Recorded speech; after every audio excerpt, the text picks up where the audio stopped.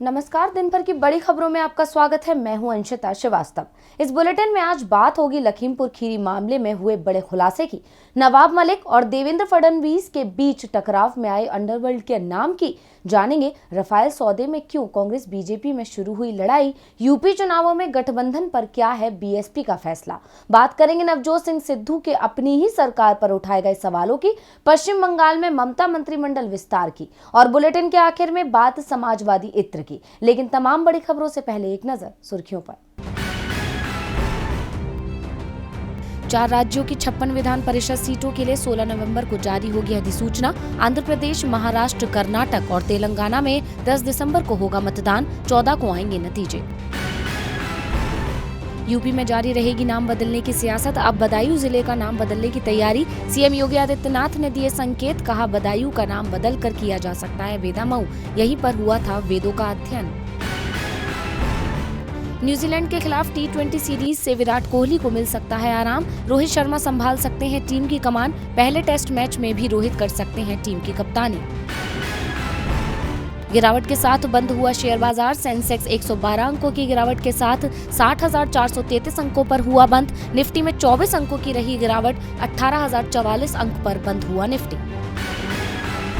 सुर्खियों के बाद अब बात आज की सबसे बड़ी खबर की। लखीमपुर खीरी मामले में अभी तक मृतकों को न्याय नहीं मिल पाया है। जिस गति से इस मामले में जांच हो रही है वो योगी सरकार की कार्यशैली पर सवाल खड़े कर रही है। हालांकि सुप्रीम कोर्ट की तरफ से इस मामले में सख्ती बरती जा रही है और सुप्रीम कोर्ट योगी सरकार को लगातार फटकार लगा रही है। अब इसी बीच फोरेंसिक लैब की रिपोर्ट सामने आई है जिसमें चौंकाने वाला खुलासा हुआ है। तो क्या है रिपोर्ट में, जानेंगे यहाँ। बीते दिन यूपी सरकार लखीमपुर मामले में सुप्रीम कोर्ट के निशाने पर आ गई थी। कोर्ट ने सरकार को फटकार लगाते हुए कहा था कि जांच से साफ दिख रहा है कि एक आरोपी को बचाने की कोशिश हो रही है। कोर्ट ने लखीमपुर खीरी मामले पर दायर स्टेटस रिपोर्ट पर भी निराशा और नाराजगी जाहिर की थी। इसके अलावा कोर्ट ने लखीमपुर खीरी मामले की जांच हाईकोर्ट के रिटायर्ड जज से कराने का सुझाव भी दिया और उत्तर प्रदेश सरकार से शुक्रवार तक अपना रुख स्पष्ट करने को कहा। अब इसी बीच फोरेंसिक लैब की रिपोर्ट सामने आने से मामले में नया खुलासा हुआ है, जिससे केंद्रीय गृह राज्य मंत्री अजय मिश्र टेनी के बेटे आशीष मिश्र उर्फ मोनू पर शिकंजा कस सकता है और उसकी मुश्किलें बढ़ सकती हैं। दरअसल फोरेंसिक लैब की रिपोर्ट में फायरिंग की पुष्टि हुई है।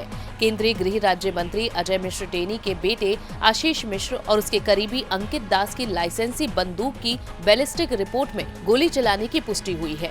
इससे साफ हो गया है कि तिकोनिया में हिंसा के दौरान लाइसेंसी असले से फायरिंग भी की गई थी। आपको बता दें कि तिकोनिया हिंसा के दौरान किसानों ने बीजेपी नेताओं के द्वारा फायरिंग करने का मामला भी उठाया था। इसकी जांच के लिए लखीमपुर पुलिस ने अंकित दास की रिपीटर गन, पिस्टल और आशीष मिश्रा की राइफल और रिवॉल्वर को जब्त किया था और चारों असलों की FSL रिपोर्ट मांगी गई थी। रिपोर्ट में फायरिंग की पुष्टि हो गई। फिलहाल फोरेंसिक लैब की रिपोर्ट के बाद अब आशीष मिश्रा और अंकित दास की मुश्किलें बढ़ सकती हैं। हालांकि दोनों अभी जेल में ही बंद है। फोरेंसिक रिपोर्ट ने किसानों के दावे पर मोहर लगा दी है। इसके बाद यूपी सरकार के दावे और यूपी पुलिस की जांच भी सवालों के घेरे में आ गई है। सवाल आर्यन खान मामले में भी उठाए गए हैं, लेकिन अब ये मामला दूसरा ही रूप लेता जा रहा है। कानूनी प्रक्रिया में उलझे इस केस में अब राजनीतिक लड़ाई शुरू हो गई है। आज महाराष्ट्र के पूर्व सीएम देवेंद्र फडणवीस ने एनसीपी नेता नवाब मलिक पर बड़े आरोप लगाए हैं। मलिक ने भी दावा किया है वो इसका जवाब जरूर देंगे। आर्यन केस की शुरुआत के बाद से एनसीपी नेता नवाब मलिक हर दिन बड़े खुलासे कर रहे हैं। सबसे पहले उन्होंने समीर वानखेड़े पर नौकरी पाने के लिए धोखाधड़ी का आरोप लगाया। उसके बाद उन्होंने वानखेड़े पर ड्रग्स पेडलर्स के साथ संबंध होने का भी आरोप लगाया। इसके अलावा नवाब मलिक ने पूर्व मुख्यमंत्री देवेंद्र फडणवीस को भी निशाने पर लेते हुए गंभीर आरोप लगाए। उन्होंने फडणवीस पर आरोप लगाते हुए उन्हें ड्रग केस में लिप्त बताया था। नवाब मलिक ने कहा था कि फडणवीस के इशारे पर ही ड्रग का धंधा हो रहा है। उन्होंने ये भी कहा था कि ड्रग पेडलर जयदीप राणा से पूर्व मुख्यमंत्री के खास संबंध हैं। यहाँ तक कि मलिक ने फडणवीस की पत्नी पर भी गंभीर आरोप लगाए थे। इसके बाद फडणवीस ने जवाब देते हुए कहा कि दिवाली के बाद मलिक को लेकर कई खुलासे करेंगे और आज फडणवीस ने प्रेस कॉन्फ्रेंस कर मलिक पर अंडरवर्ल्ड के साथ कनेक्शन होने के आरोप लगा दिए। नवाब मलिक को घेरते हुए देवेंद्र फडणवीस ने आरोप लगाया कि नवाब मलिक के बेटे का दाऊद इब्राहिम के साथ लिंक है।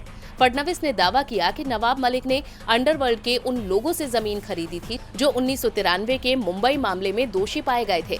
उन्होंने सवाल किया कि आखिर नवाब मलिक ने मुंबई के गुनहगारों से क्यों जमीन खरीदी। फडणवीस ने मलिक पर 1993 के मुंबई मामले में दोषी बादशाह खान से 2.80 करोड़ का प्लॉट खरीदने का आरोप लगाया। देवेंद्र फडणवीस ने प्रेस कॉन्फ्रेंस की शुरुआत में ही कहा कि आज मैं जो कहूंगा वो बहुत गंभीर और राष्ट्र की सुरक्षा से जुड़ा मसला है। उन्होंने आगे कहा कि मेरे पास 5 संपत्ति सौदों के दस्तावेज हैं। इनमें से अंडरवर्ल्ड से जुड़ी 4 संपत्तियां खरीदी गई। मैं उपयुक्त अधिकारी, चाहे वो पुलिस, ईडी, एनआईए हो, उन्हें ये सौंप दूंगा। फडणवीस के आरोपों के जवाब में नवाब मलिक ने कहा है कि इन आरोपों के बाद मैं कल सुबह 10 बजे देवेंद्र फडणवीस के अंडरवर्ल्ड से रिश्तों का खुलासा करूंगा। अब ये मामला पूरी तरह से राजनीतिक रंग ले चुका है। अब देखना होगा कि इसमें और क्या नए खुलासे होने बाकी हैं। ड्रग्स मामले से शुरू हुई बयानबाजी अब अंडरवर्ल्ड तक पहुंच गई है। महाराष्ट्र की 2 बड़ी राजनीतिक पार्टियां अब खुलकर एक दूसरे के खिलाफ आ गई हैं। तो देश की 2 बड़ी राजनीतिक पार्टियों में लड़ाई एक ऐसे मामले पर चल रही है जो 5 साल से देश में बड़ा राजनीतिक मुद्दा बना हुआ है, राफेल विमान सौदे का मामला। इसमें हुए भ्रष्टाचार को लेकर आज एक बार फिर कांग्रेस और बीजेपी ने एक दूसरे को घेरने की कोशिश की है। राफेल डील पर फ्रेंच मैगजीन के नए खुलासे के बाद भारत में फिर से राजनीति गर्मा गई है। बीजेपी ने इसे लेकर कांग्रेस शासनकाल पर निशाना साधा है। बीजेपी प्रवक्ता संबित पात्रा ने एक प्रेस कॉन्फ्रेंस के दौरान कहा कि आज सारी सच्चाई सामने आ गई। जो हुआ 2007 से 2012 के बीच में हुआ। तो राहुल गांधी ने भी ट्वीट कर कहा कि भ्रष्ट केंद्र के खिलाफ लड़ाई जारी रहेगी। दरअसल संबित पात्रा अपनी प्रेस कॉन्फ्रेंस में कह रहे थे कि आज हम आपके सामने कुछ महत्वपूर्ण दस्तावेज रखने वाले हैं ताकि भ्रष्टाचार किसके कालखंड में हुआ ये पता चल सके। फ्रांस के एक मीडिया संस्थान ने कुछ समय पहले ही ये खुलासा किया कि राफेल में भ्रष्टाचार हुआ था। मीडिया को संबोधित करते हुए भाजपा नेता ने कहा, 2019 के चुनावों से पहले विपक्षी दलों ने, खासकर कांग्रेस पार्टी ने, जिस प्रकार से एक झूठा माहौल बनाने की चेष्टा राफेल को लेकर की थी, वो हम सभी ने देखी थी। उनको लगता था कि इससे उन्हें कोई राजनीतिक फायदा होगा। पात्रा ने कांग्रेस को घेरते हुए कहा कि राफेल का विषय कमीशन की कहानी थी। ये पूरा मामला 2007 से 12 के बीच हुआ, जब सरकार कांग्रेस की थी। कमीशन के खेल में जिस बिचौलिए का नाम सामने आया, उसके तार अगस्ता मामले से भी जुड़े हैं।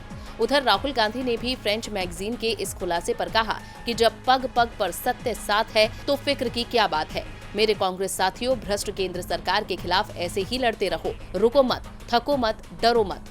वहीं संबित पात्रा के आरोपों का जवाब देते हुए कांग्रेस प्रवक्ता पवन खेड़ा ने कहा कि मोदी सरकार ने देश का सबसे बड़ा रक्षा घोटाला किया है। इसमें 526 करोड़ की डील 1600 करोड़ रुपए से ज्यादा में की गई, वो भी बिना टेंडर के। कमीशन को लेकर जांच हो, वो किसे मिला है। तो दोनों ही दल एक दूसरे को घेरने में लगे हैं, एक दूसरे पर आरोप लगा रहे हैं। देखना होगा सच्चाई कब तक बाहर आ पाती है। यूपी विधानसभा चुनावों से पहले राफेल विमान सौदा एक बार फिर राजनीतिक मुद्दा बनता दिख रहा है।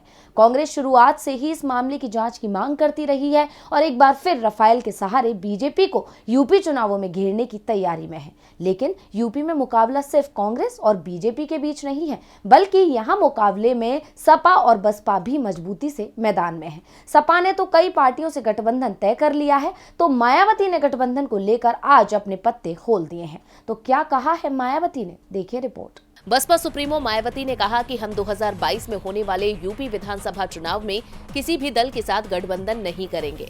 बसपा अकेले ही चुनाव लड़ेगी। उन्होंने कहा कि हम जनता से गठबंधन करेंगे और प्रदेश में सरकार बनाएंगे। मायावती ने कहा कि चुनाव आते देख भाजपा ताबड़तोड़ सरकारी योजनाओं का शिलान्यास और लोकार्पण कर रही है। ये योजनाएं अभी आधी अधूरी ही हैं। जनता इनके झांसे में नहीं आएगी।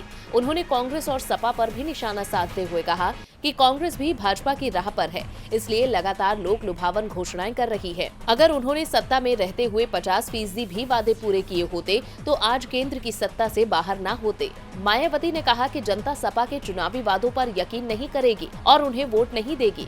मायावती ने यूपी के मुख्यमंत्री योगी आदित्यनाथ पर भी निशाना साधा।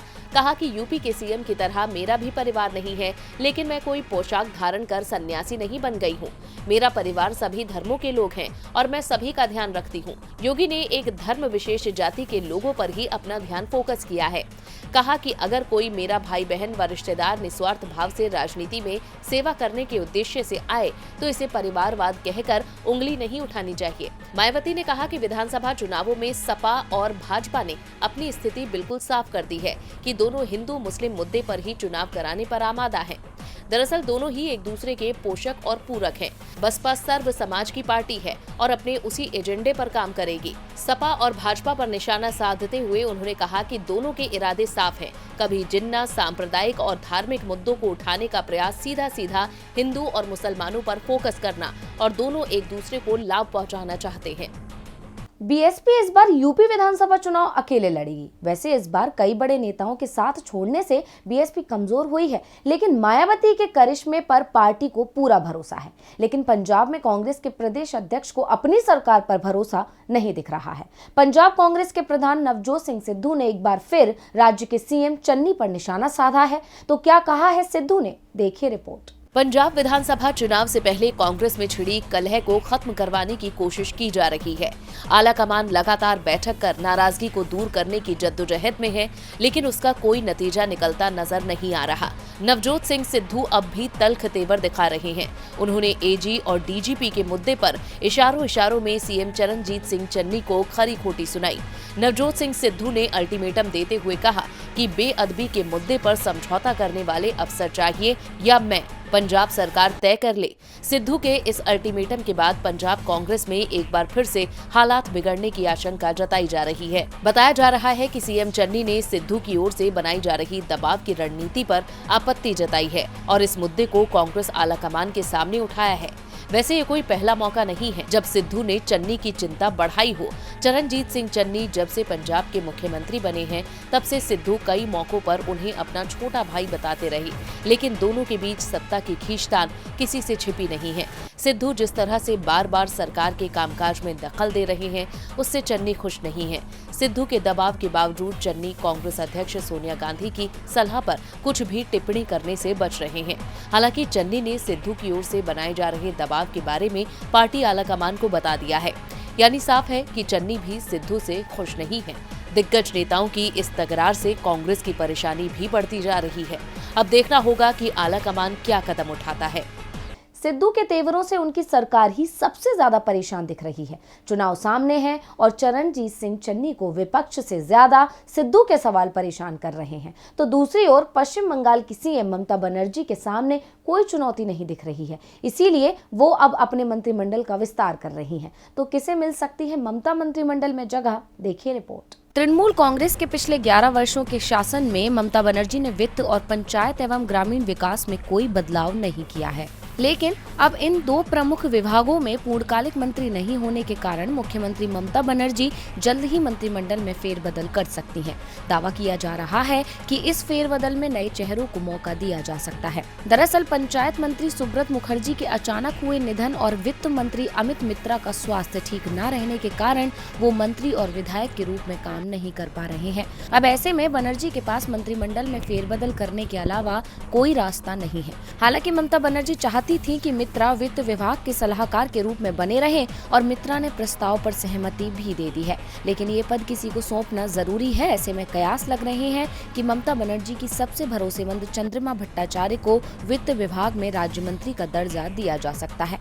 चंद्रमा स्वास्थ्य राज्य मंत्री भी हैं। अब अगर बात करें सबसे महत्वपूर्ण विभाग पंचायत विभाग की, तो इसके लिए शोभन देव चटर्जी के नाम पर मोहर लग सकती है। इसके अलावा उद्यान गुहा मंत्रालय में नए सदस्य हो सकते हैं। उद्यान गुहा को उत्तर बंगाल विकास विभाग सौंपा जा सकता है, जो पहले गौतम देव संभाल रहे थे। दरअसल विधानसभा चुनावों में उनकी हार के बाद ये विभाग खुद मुख्यमंत्री के पास है। बता दें कि मालदा की शवीना यास्मीन विभाग की राज्य मंत्री हैं। गुहा इस विभाग के नए मंत्री बन सकते हैं, यानी अब सभी की नजरें ममता के मंत्रिमंडल पर टिकी हुई हैं। तो किसे मिलेगी मंत्रिमंडल में जगह, ये तो अभी साफ नहीं हो पाया है, लेकिन ये तय है कि जल्द ही फेरबदल होने वाला है। और बुलेटिन के आखिर में बात समाजवादी इत्र की। उत्तर प्रदेश में अगले साल होने वाले विधानसभा चुनाव के लिए सभी सियासी दलों ने अपनी तैयारियां तेज कर दी हैं। जनता को लुभाने और मीडिया की सुर्खियों में बने रहने के लिए हर जतन किया जा रहा है। वहीं अब समाजवादी पार्टी के मुखिया और यूपी के पूर्व सीएम अखिलेश यादव ने समाजवादी इत्र के नाम से एक परफ्यूम लॉन्च कर मीडिया की सुर्खियां बटोरी। ये परफ्यूम आखिर काम क्या और कैसे करेगा, आइए जानते हैं। 2 वैज्ञानिकों की कड़ी मेहनत, 4 महीने का समय, कश्मीर से कन्याकुमारी तक के 22 प्राकृतिक इत्र से समाजवादी इत्र को इजाद किया गया है, जो बीजेपी के द्वारा फैलाई गई नफरत को खत्म करेगा। जी हाँ, ये दावा है समाजवादी इत्र की मार्केटिंग टीम का। एसपी एमएलसी पुष्पराज जैन ने कहा कि इस परफ्यूम से 2022 में नफरत खत्म होगी। फिलहाल राज्य में चुनावी माहौल के बीच इस परफ्यूम को कन्नौज से एसपी एमएलसी पम्मी जैन ने तैयार किया है और उनका कहना है कि एक और परफ्यूम तैयार किया जा रहा है, जिसे 2024 में लॉन्च किया जाएगा। एसपी एमएलसी का दावा है कि आप इसका इस्तेमाल करेंगे तो समाजवाद की सुगंध महसूस करेंगे और इस परफ्यूम को लगाने से भाईचारा बढ़ेगा। असल में ये परफ्यूम कन्नौज में तैयार किया गया है और एसपी अध्यक्ष को कन्नौज से काफी लगाव है। वो कन्नौज से ही पहली बार सांसद चुने गए थे और उन्होंने अपनी संसदीय पारी की तैयारी वहां से ही शुरू की थी। यही नहीं, उनकी पत्नी डिम्पल यादव भी वहां से सांसद रह चुकी हैं। अखिलेश यादव ने नोटबंदी के दिन पैदा हुई खजांची बच्चे का 5वां जन्मदिन सपा पार्टी मुख्यालय में बनाया। अखिलेश ने खजांची को इत्र की एक बोतल भी उपहार के तौर पर दी। अब देखना होगा आगामी चुनावों में ये इत्र कितना भाईचारा फैला पाता है। तो आज इस बुलेटिन में बस इतना ही। देखते रहिए डीवी लाइव। नमस्कार।